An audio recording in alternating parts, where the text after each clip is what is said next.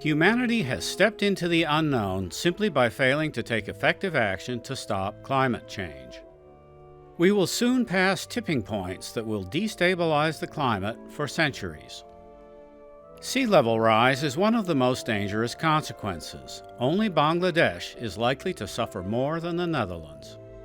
A quarter of the nation lies below sea level and is protected from flooding by an intricate series of dikes, canals, and pumping stations. Oddly, we are not leading efforts to halt climate change.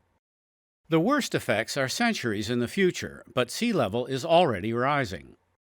The ultimate rise and speed at which it will occur are uncertain, but it is sensible to begin adapting to this sad reality. What form might this take? This is the Netherlands today. Lowland areas are shown in blue and green.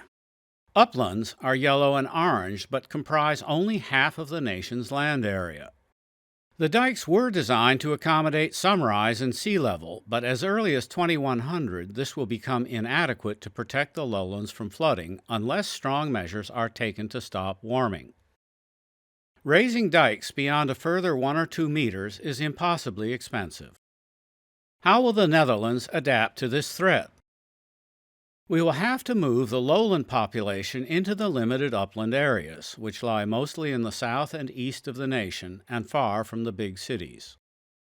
The Netherlands has long been a seafaring nation, and major seaports, including Amsterdam, arose near the North Sea. The lowland cities will eventually have to be abandoned. Clearly, if most of the Dutch population must be relocated to higher ground, the available land will have to be used with utmost efficiency. The lands that will be entirely or occasionally flooded can still be used, but will no longer be safe to inhabit. This task will take a century and will consume decades' worth of our GDP. It is essential to get this work right the first time. The new Dutch cities will require several things besides efficient use of land. Costs of constructing infrastructure and buildings will need to be kept low. The methods used must be sustainable over the long term. The new cities must have excellent quality of life to ease the stress of a difficult and sorrowful transition. As it happens, only one approach meets all of these requirements, and that is the car-free city. Why should this be so? No automobile infrastructure is required, which is a major savings in land area, initial costs, and operating expense. The streets may be made as narrow and cozy as is typical of traditional Dutch cities. The iconic Dutch bicycle would play an even larger role than it does today. Aside from walking and cycling, most transport would be by rail, the most efficient method of mechanized passenger transport ever devised.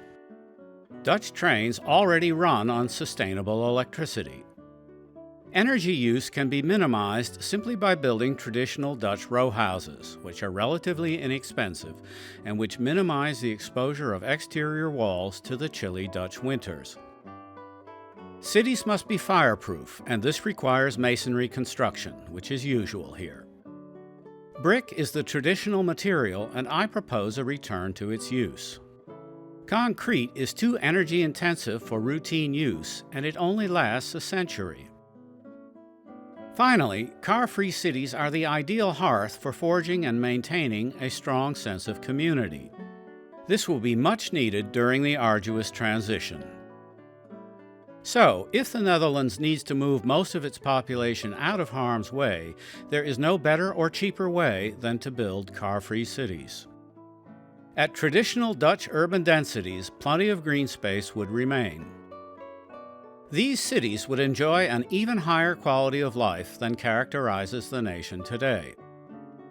We should therefore stop new construction in lowland areas and start building new car-free cities in the uplands. Or should we simply lead the world by getting serious about stopping climate change within the 10 years that remain before it goes out of control? I love the old Dutch cities, so I vote to stop CO2 emissions on an emergency basis. Removing cars from cities is the quickest way to make big cuts in emissions. It is easy, saves money, improves quality of life, and imposes relatively minor inconveniences. This is the first step towards saving our lovely cities. The next step is to get the rest of the world to follow our lead.